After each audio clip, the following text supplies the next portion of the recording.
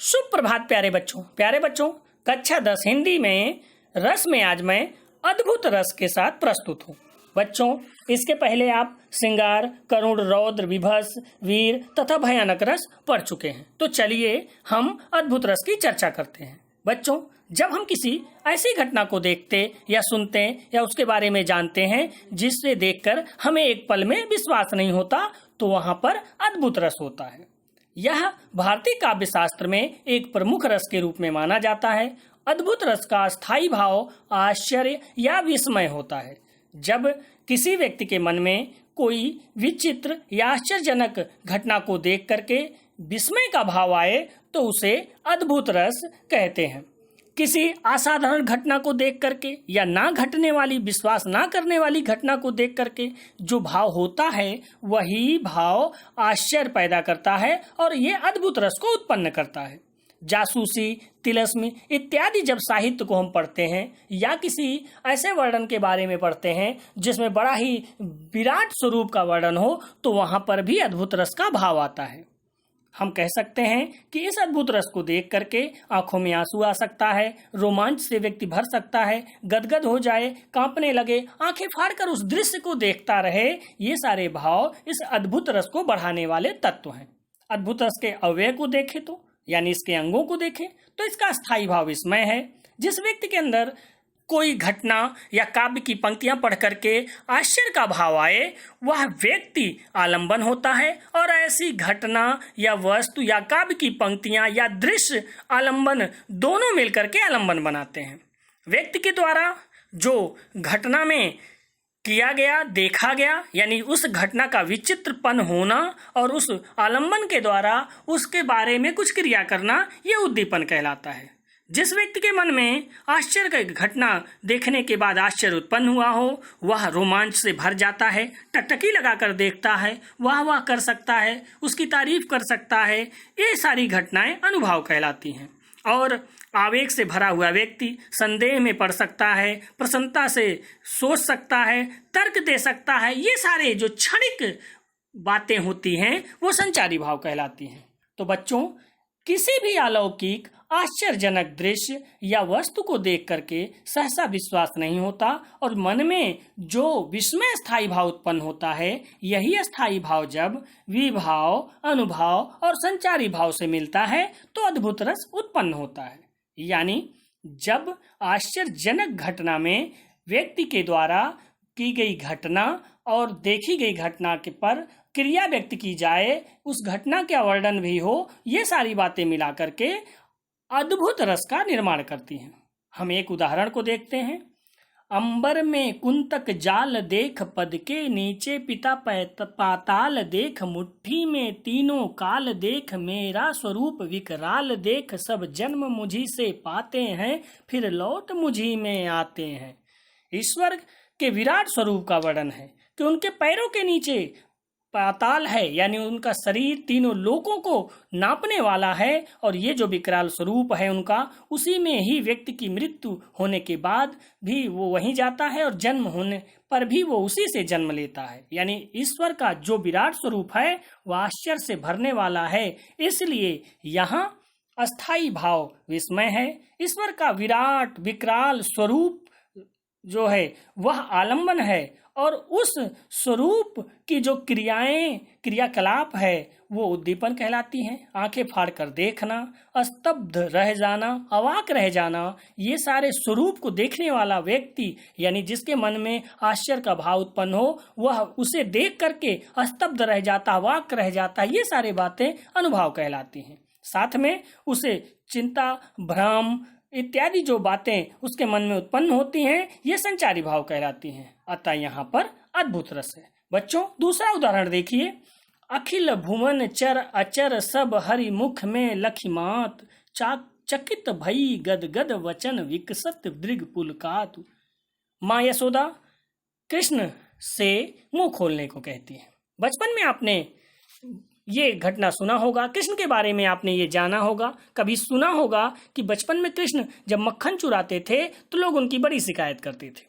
ऐसे ही एक बार मक्खन चुराने के बाद, खाने के बाद माँ उनको रंगे हाथों पकड़ती हैं और कहती है कि मुंह खोल कर दिखाओ कि तुमने मक्खन नहीं खाया। वो मना करते कि मैंने मक्खन नहीं खाया, लेकिन ना मानने पर माँ कहती हैं कि तुम मुंह खोल कर दिखाओ। और यशोदा माँ जब मुंह खोलवाती हैं, कृष्ण अपना मुंह खोल कर दिखाते हैं, तो उन्होंने अपने लीला दिखाई और अपने उनके मुख में तीनों लोक यानी ये पूरा संसार दिख जाता है, जिसे देख करके माँ यशोदा आश्चर्य में पड़ जाती हैं और उनके आवाज नहीं निकल रही, उनकी आंखें फैल गई।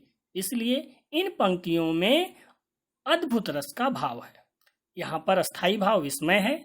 माता यशोदा जो आश्चर्यचकित होती हैं, आश्रय हैं आलंबन में, और बालक जिसके कारण आश्चर्य का भाव आया यानी कृष्ण का वो मुख खोलकर दृश्य दिखाना, वो सब कुछ आलंबन और मुख के भीतर का जो दृश्य है वो बढ़ा देता आश्चर्य को, उद्दीपन है। आंखों का फैलाकर देखना माँ का, गदगद वचन हो जाना, उनके मुंह से आवाज ना निकलना, ये सारे भाव उनके अनुभव हैं। और माँ भय से भी भर जाती है कि ये क्या, कौन है, किसका अवतार है, इसलिए भय इत्यादि संचारी भाव हैं। इन सब के संयोग से अद्भुत रस की उत्पत्ति होती है। बच्चों, अन्य उदाहरण देखें। आप राणा प्रताप को जानते होंगे और उनका घोड़ा बहुत ही तेज दौड़ता था, युद्ध के मैदान में वीरता दिखाता था। उस पर ये लाइनें हैं, देखिए। आगे नदिया पड़ा अपार, घोड़ा कैसे उतरे, राणा ने सोचा इस पार, तब तक चेतक था उस पार। अब आश्चर्य की बात है, इतना तेज दौड़ता था वो कि बड़े से बड़ा क्षेत्र भी क्षण भर में वो पार कर जाता। और एक लंबा चौड़ा नाला जिसे देख करके अभी सोच रहे थे कि ये नदी जो पड़ गई है इसे कैसे पार करें, इस तरह राणा प्रताप सोच ही रहे थे कि चेतक तुरंत उस नदी को पार कर गया, छलांग लगाते हुए निकल गया। तो बच्चों, इस तरह हम कह सकते हैं कि राणा प्रताप का वर्णन में इन पंक्तियों में अद्भुत रस का वर्णन है। दूसरा देखें। दूध दूध गंगा तू ही अपनी, पानी को दूध बना दे, दूध दूध उफ कोई है तो इन भूखे मुर्दों को जरा दे। इन पंक्तियों में भी गंगा माँ के पानी को दूध दूध बनाने की बात करके आश्चर्यजनक घटना का वर्णन कर दिया गया, इसलिए यहाँ भी अद्भुत रस है। देखरावा माता ही निज अद्भुत रूप अखंड, रोम रोम प्रति लगे कोटि कोटि ब्रह्मांड। इस पंक्तियों में भी अद्भुत रस का वर्णन है। बच्चों, तो आइए कुछ प्रश्नों के माध्यम से आपका आकलन करते हैं। पहला प्रश्न है, निम्नलिखित काव्य पंक्तियों में रस पहचान कर लिखिए। देख यशोदा शिशु के मुख में सकल विश्व की माया, क्षण भर को वह बनी अचेतन हिल न सकी काया। इन पंक्तियों में भी आश्चर्य का भाव है, यहाँ पर अद्भुत रस है। चित अलीकत भरमत रहत कहीं नहीं बास, विकसित कुसुमन मैं अहो काको सरस विकास। इन पंक्तियों में भी पहचानेंगे आप, इसके बारे में जानने की कोशिश करेंगे। यहाँ पर भी अद्भुत रस है। यहाँ उहाँ दू बालक देखा, मति भ्रम मोर की आन विशेखा, देखी राम जननी अकलानी, प्रभु हंस दीन मधुर मुस्कानी, दिखरावा मातहि निज अद्भुत रूप अखंड, रोम रोम प्रति लागे कोटि कोटि ब्रह्मांड।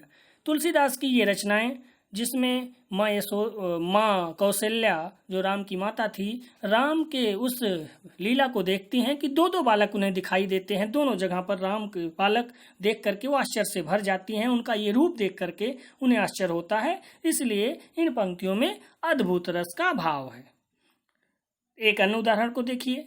अद्भुत एक अनुपम बाग, जुगल कमल पर गजवर कीरत, तापर सिंह करत अनुराग, हरि पर सरवर गिरिवर किरपर, फूले कुंज पराग, रुचित कपोर वसत तऊ, ताऊ पर अमृत फल ढाल, फलवर पुहुप पुहुप पर फलव, तापर सुख पिग मृग मद काग।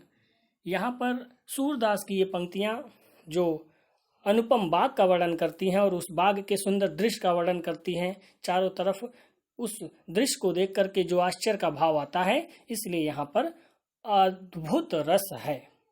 प्रश्न नंबर 2, अद्भुत रस की परिभाषा लिखकर उदाहरण सहित समझाइए। तो बच्चों, ये अद्भुत रस था।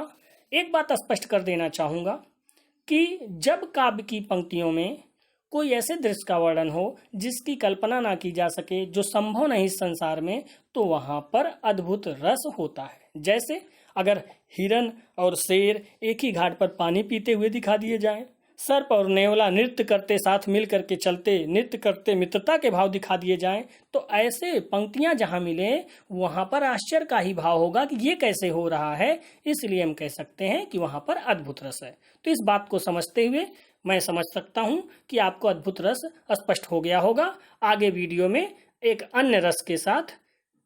धन्यवाद। जय हिंद।